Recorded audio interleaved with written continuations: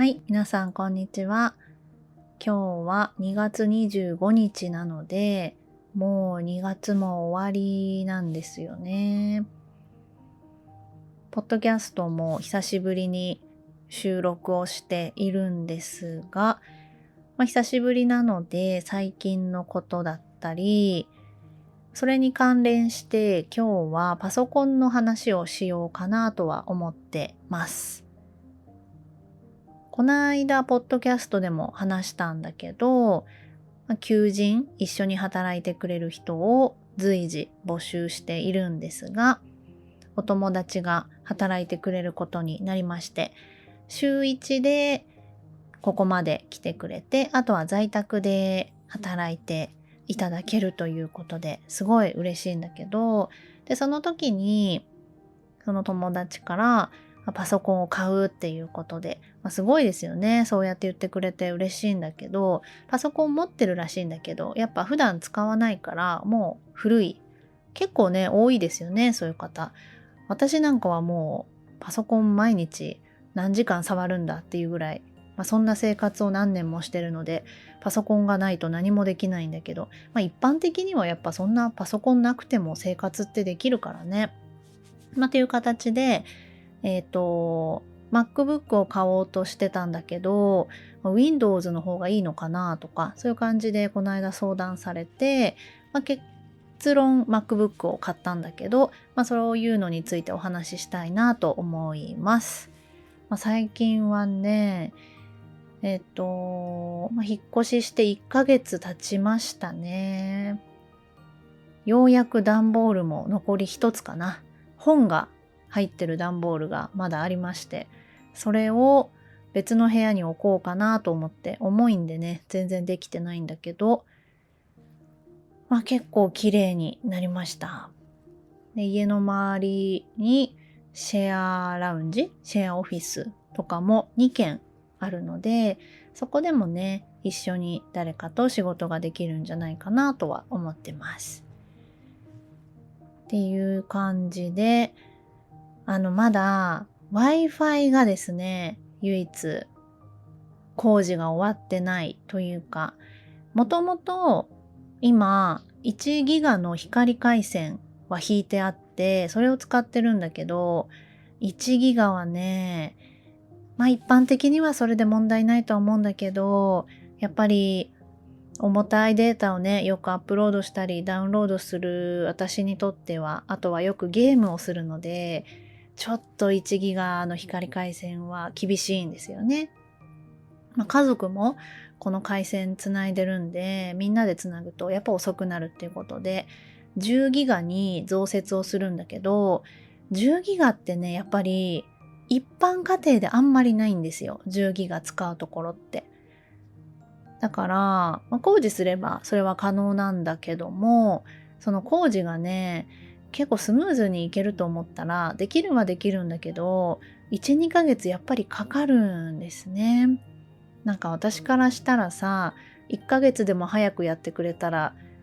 料金1ヶ月分、そのプロバイダーは儲かるじゃないですか。だからすぐにやってくれるんだろうなと思ってたら、全然そうでもなくて、正直なところあれなんでしょうね。新しく工事をして、で、工事費は無料なんですよ、キャンペーンで。それで月額も結構安い回線なので、ニューロ光なんですけどね。そんなにやりたくないんじゃないかなっていうふうに思ってて。もうね、問い合わせも何度かしてるんだけど、何度かって焦らせてるわけではないんだけどね。もうキャンセルしたかったら全然キャンセルしてもいいんですよみたいな感じで言われちゃって、いやいや10ギガ使いたいんでっていう感じで、他の回線でもいいんだけど、例えばソフトバンク、ドコモ、KDDI で、もともとソフトバンク光を使ってるので、ソフトバンク光の10ギガに切り替えるのもありなんだけど、それも結局1ヶ月ぐらいかかるのと、一番早いのは KDDI みたいなんですね。で、KDDI だとしてもやっぱりまだ問い合わせてはないけど、工事に時間がかかりそうなんで、今もう契約自体は済んでるニューロの方にはするんだけど、まあ時間がかかりそうですね。っていう感じで、まあ、ネットだけが私にとってはすごく今問題なんですが、だからモバイルルーターを昨日契約しまして、1ヶ月間だけ使おうと思って無制限のものを今使ってます。まあ、ないよりはいいっていう感じで、モバイルルーターもね、昔からいろいろ使ってるけど、やっぱり光回線にはかなわないので、もう早く10ギガ使いたいなっていう感じで。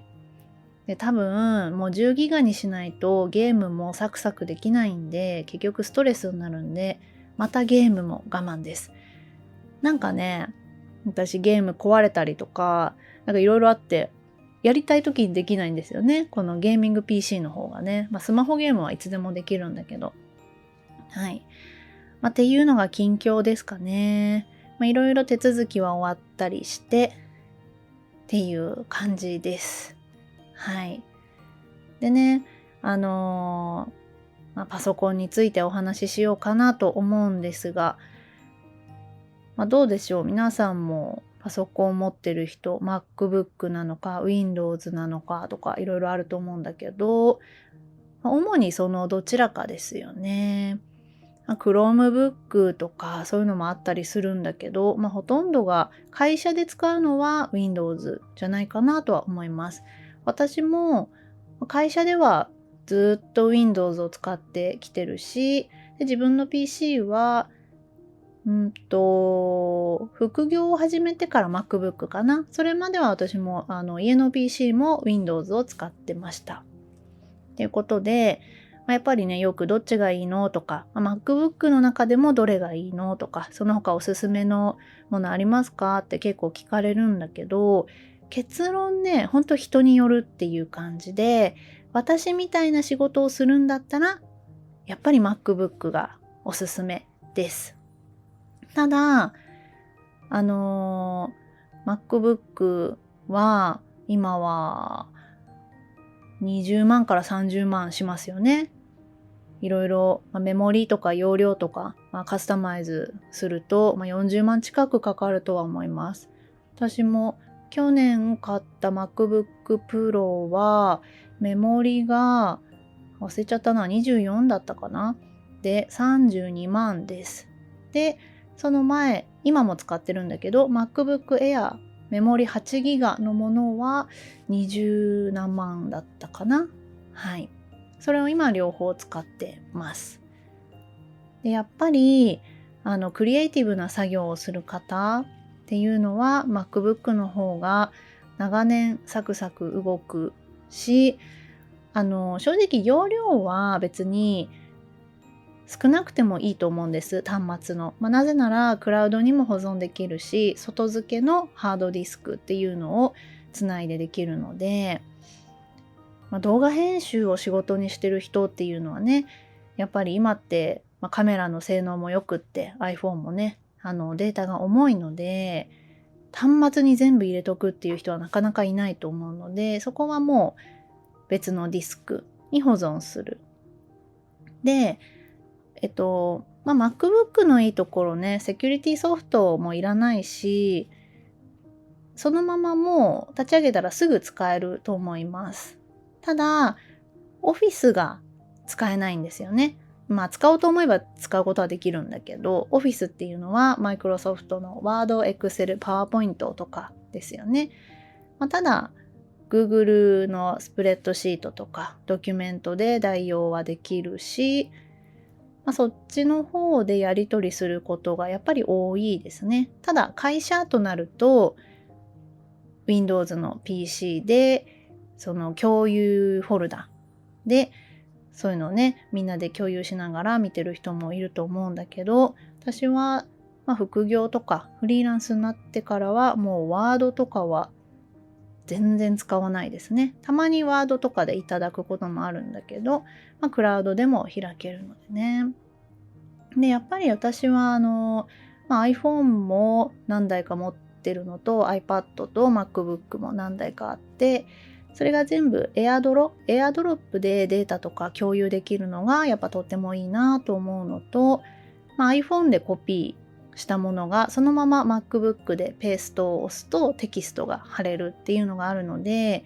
本当にバリバリ作業する人にとっては、やっぱりこれが一番私は大きいなと思います。コピー&ペーストが別の端末でも同じ Apple ID でログインしていればすぐにできるっていうのが非常に便利です。あとはそうだね、私なんかはやることっていうのは画像編集、動画編集だったりね、そういうのをするので、MacBook でさっきのデータのやり取りも楽だし、あんま操作性っていうのは別にどっちのがやりやすいっていうのはないというか、どっちかっていうと Windows の方がやりやすいとは思います。私が Windows ずっと会社で使ってて慣れてるっていうのはあるんだけど、なんかフォルダの整理とか、アプリの整理とかっていうのは Windows の方がやりやすいですね。あとは Mac はいちいちシャットダウンしなくてもいいんですよ。Windows は作業終わったらとか、シャットダウンした方がいいんですけども、MacBook はそのまま閉じれば OK。たまにでもずっとそれでやってると重くなるんで再起動はした方がいいんですけども、そこも大きいかな、やっぱり。日頃からバリバリ作業してるんで。ということで、高いけど、今みたいなね、私みたいな仕事をするんであれば MacBook の方が長年サクサク使えると思うのでおすすめですが、この間 Mac 買うか Windows 買うかで話してた友達はゲームも一緒にやろうと私と話してたんで、そうなると Windows なんですよ。MacBook は GPU が足りないのとファンがついてないんですね。MacBook Pro はついてるけど、それでもやっぱりゲームって熱くなるんでファン付きの PC がいいですよね。あとはゲームによっては OS が Mac できなくて Windows のみっていうのが結構あるので、だからあんまりねそんなゲームする人いないかもしれないんだけど、その子は一緒にゲームしようっていう風に話してたんで、そうなるといや Mac じゃない Windows だっていう話になって、でもやっぱりもう今回はメインで仕事をするよということで、結果 Mac をもうすぐ買ってましたよ。もう私のオフィス来てくれて、でその日の夜に買ってました。今高いんですよね、端末って。で結局 Windows はあるっちゃあるのかな。だからそれでゲームするときはしようって言ってるんだけど、なのでね、ゲームする方は Windows の方がいいです。Windows でも別に仕事は問題なくできるし、自分の好きな方でいいんじゃないかなとは思います。はい。他にはね、パソコンのスタンドも私が使ってるやつが良かったっていうことで、それも欲しいっていう風にその友達が言ってたんで、それも紹介して、パソコンのスタンドもあった方がいいですよね。スタンドって本当に持ち運ぶ用とデスクに置いとく用のすごく重いやつとかいろんな種類があると思うんですけど、私は両方持ってますね。あんまり今は外で作業することはないので、カフェでねこのパソコンとか開きたくないんで、あんまり持ち運ぶ PC 台は持って行ってはいないんだけど、家でやるときは使ってます。やっぱりその PC 台がガタガタ動いたりしちゃうとストレスなので、そこはある程度いいやつを選んだ方がいいんじゃないかなとは思います。Amazon とかでね口コミを見ながら買えばいいんじゃないかなと。メーカーとかは覚えてないんだけど4000円5000円ぐらいかな、それぐらいで買いました。あとはマウスは別に MacBook だったとしてもアップルのマウスじゃなくてもいいと思ってて、あんまり私アップルのマウスあんまり好きじゃなくって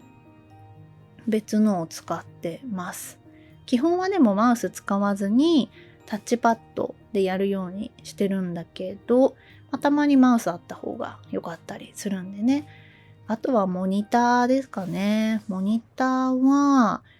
あった方がいいんですけど、作業によっては。なくてもいい場合は、モニターはつながない方がいいです。結局それってマルチタスクというか、画面が2つあるってね、自分では気づいてなくても結構負担になるんですよ。見る場所が2つあるっていうのが。だから1つの画面で集中した方がいいですね。ただ、何か見ながら、調べながら作業するとか編集するとか、そういう時はやっぱりモニターあった方がいいですよね。前の会社ではやっぱりエンジニアの方とかいっぱいいたんで、モニター2つ3つとか当たり前にみんな使ってましたね。私も会社員の時はモニターは必ず使ってましたけど、今はあんまり使わなくなりました。あとは、椅子っていうのは非常に重要なので、安物ではなくっていいやつを買いましょうっていう感じかな。椅子はね、本当に重要です。デスクワークする人はね、椅子も種類たくさんあるんだけど、やっぱり1万円2万円とかの椅子は良くないと思います。一瞬座るぐらいじゃわからないんだけど、長時間座るとわかるよね。ゲーミングチェアはなんか結構好きな人いるけど、私ゲーミングチェアいろんなもの座ってきたけど、あんま合わないんですよね、ゲーミングチェアって。自分で買ったことはないんだけど、会社がゲーミングチェアだったんですよ、前の会社が。ゲーミングチェアじゃない椅子もあったけど、それがどうしてもなんでゲーミングチェアは人気なんだろうっていつも思ってました。座り心地良くないし、疲れるし、なんか見た目も家のインテリアに合わないんで、全然好きではないですね。あとは、デスクは別にガタガタしなければ安物でもいいとは思います。何でもいいっていう感じですね。あとは、でもそれがあれば仕事はできるかな。そのマイクとか照明とかそういうのは別に撮影とかしない人はいらないしね。あとはあれか、ノートパソコンの画面の大きさとか、それも持ち運びをそんなにしないんであれば、やっぱり大きければ大きい方がいいなとは思います。ちっちゃいよりはね。そんな感じで、結論 MacBook が、いろんな面でおすすめではあるんだけど、Windows の方が安いので、安くていいパソコンもたくさんあるし、Windows でもいいんじゃないかなとは思うけどね。私も HP のパソコンを使ってたかな、Mac の前は。充電器が iPhone と一緒っていうのもいいしね。MacBook だと。そんな感じですね。っていう感じで友達が手伝ってくれることになって、あんまりデスクワークとかそもそもパソコン作業をね、普段今まで全然やってこなかったけどやってみたかったっていうことで今回やってもらって、初日はねすごい楽しいって言ってくれてすごく嬉しかったんだけど、私も最初だけ教えて、あとはね結構会議とかあった、レッスンがあったのかで隣には入れなかったんだけど、別の部屋で仕事してたんだけど、PC を買っちゃうぐらいだからね、多分30万ぐらいするやつを買ってたとは思うんだけど、すごいですよね。私もすごい嬉しいなと思いながら。つまりは気持ちがあればできるってことです。どんな PC であれ、スキルがなくても、彼女はね、デザインスキルとか、あとタイピングも普通にできるし、そういうのはあったと思います。でも別にそれを習ってたわけでもないし、経験もないんだけどね。何十万払ってスクールとか講座とか行かなくてもできるから、やっぱり多いじゃないですか。そういう講座、スクールっていうの。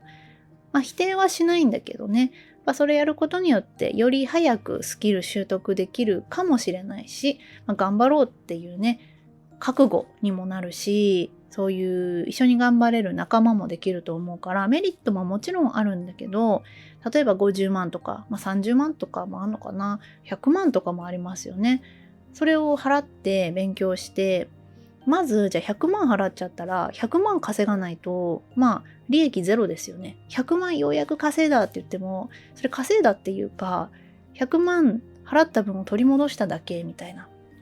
でもそこの初期費用がなければ100万円稼いだらもう100万稼いだっていうことになりますよね。そこはでも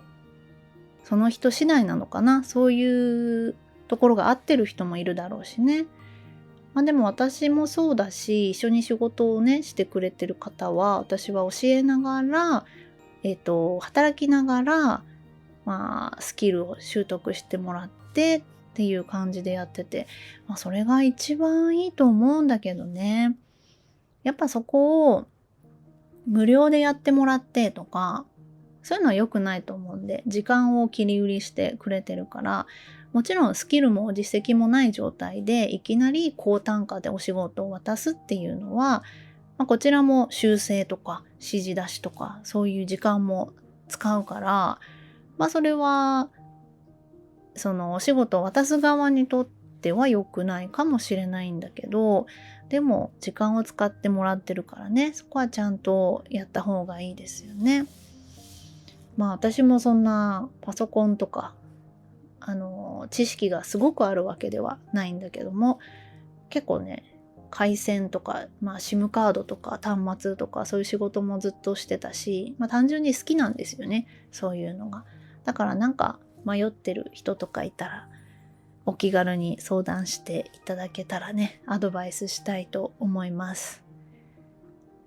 結論は高ければ高いほどいいっていうのは本当だと思います。迷ったら高い方買っといたら正解なんだけど、でもそんなに重たい仕事しないとかだったらメモリーとか容量とかね、低くてもいいとは思うんだけども、数万円とか、迷いますけどね、それも私も迷うそれは。今はあんま迷わないけど、それこそお仕事始めたばっかりの時とか、これからどうなるかわからない時にね、安い方でいいんじゃないかなって私もすごく思うけども、それはパソコンに限らず iPhone とか全てもそうだけども、高い方がやっぱりいいですよね。それは商品というものなので、はい。という感じで今日はこれぐらいで終わりにしようかなとは思います。はい。それでは最後まで聞いてくれてありがとうございました。バイバーイ。